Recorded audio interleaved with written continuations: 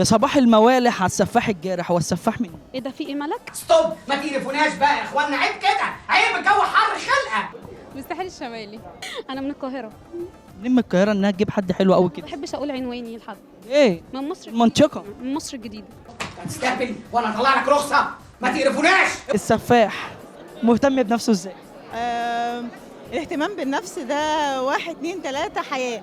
مش بحزن، مش حاجة بتزعلني، بحاول انام بدري، اصحى بدري، مش بشيل حاجة جوايا من حد، بحب كل الناس. بهتم ببشرتي، بهتم بالفيتنج بتاعي، ما بتخنش مثلا، محرومة من حاجات كتير قوي. تقدم ابو صلاح.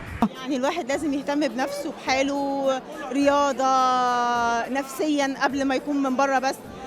الواحد لازم يبقى واخد باله ازاي يقدر يقدم ايقونة الجمال في نفسه، يبقى ماشي على الارض. اكبر عليك، ايه الحلاوه دي، ايه الحلاوه دي. بمناسبه التجميل، الاهتمام بالبشره بيكون ازاي؟ أهم حاجة الراحة النفسية. حاجه بجد ما ينفعش ننام بالمكياج، كارثه، بيقفل المسام وكارثه. لازم تغسل وشك حتى لو مهما كنت تعبان، تغسل وشك وتحط اي مرطب بس. والله الراجل ده بيتكلم كلام زي الفل. الست الحلوه يا حلوه تتعرف منين؟ كعب رجليه. من حجابها. الست الحلوة بتتعرف من حجابها. انا جميلة بحجابي. من روحها، مش بالشكل خالص. من شخصيتها وكمان ورقتها وكمان وحلاوتها وضحكتها والضحكة. اكتر من كده يبقى خطر.